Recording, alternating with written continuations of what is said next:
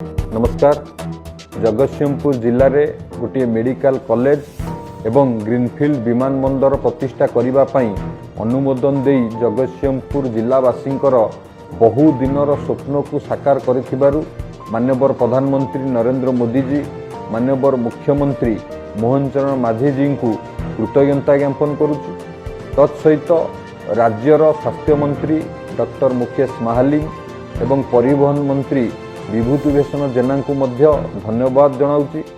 निर्वाचन समय रे आम दल पक्षर दिया जाइथिबा प्रतिश्रुति को पूरण करने माननीय मुख्यमंत्री अटल प्रतिबद्धता एवं तांकर अकुंठ भल पाइबा आम जिलावासी को यह प्रतिफलित करुच्ची। बीजेपी एपरी एक राजनैतिक दल जनसाधारण को जो प्रतिश्रुति दे थाए ताहा निश्चित भाव में पूरण करिथाए।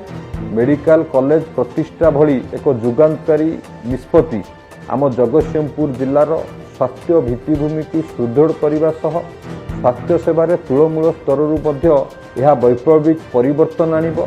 यह द्वारा जिले में नागरिक मानू अत्याधुनिक तथा गुणात्मक चिकित्सा मिल पार।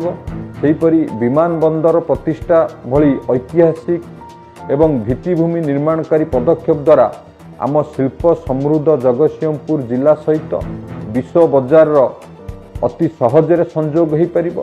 वाणिज्य एवं पर्यटन मध्य विकास हो पार एवं राज्यर अर्थनैतिक अभिवृद्धि ये महत्वपूर्ण भूमिका निभा कर। माननीय प्रधानमंत्री जो पूर्वोदय मिशन अच्छी याकू मध्य ये गति दब। राज्य में दीर्घ दिन धरी गोटे स्थिर सरकार शासन काल में जगतसिंहपुर जिलापाई जहाँ सब हो पारि नथिला एई 9 मास मध्य बीजेपी सरकार समय रे ताहा साकार हेबाकू जाउची।